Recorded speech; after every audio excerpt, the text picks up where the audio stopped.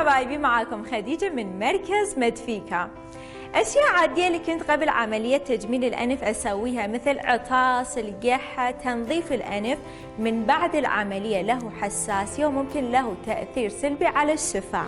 أي ضغط على الأنف من بعد العملية ممكن يؤدي النزيف والورم بالأنف. من بعد أسبوعين أو أكثر بعد العملية لازم لا تضغطون على الأنف. بأسابيع الأولى بعد العملية أنسجة الأنف ما تكون قوية والعطاس يكون مضر لحد يومين أو 3 بعد العملية. من بعد العملية أنا من ردت أعطس ما كنت أغطي فمي، لأن بالعطاس ضغط الهواء يخرج من الرئتين إلى الفم، وإذا أنا أغطي فمي يخرج الهواء من الأنف وممكن يؤدي إلى النزيف بالأنف وينفتح خياط الأنف.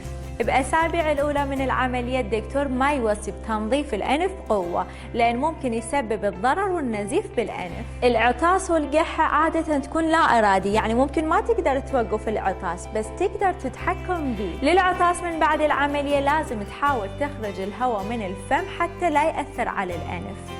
بالأسبوع الأول بعد العملية اللي خياط موجود بالأنف لازم تلزم الفم بيدك من طرفين حتى لا ينفتح الفم زيادة عن اللزوم ويأثر على خياط الأنف.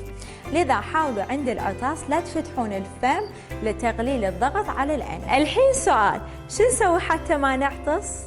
لمنع العطاس بعد العملية إذا كان عندكم حساسية ابتعدوا عن الغبار والتراب والمواد المسببة الحساسية، وباستخدام علاجات خاصة بوصفة الدكتور ممكن تقليل الحساسية. عام لازم تعرفون العطاس والقحة مو مهمة جدا حتى تكون قلق عليها، صح اللي لازم تراعون وتنتبهون، أما إذا بالصدفة عطستوا لا تقلقون لأن ما يسبب على نتيجة العملية. إذا عجبكم المنشور فشاركوا مع أصدقائكم، كتبوا لي آراءكم أسفل المنشور.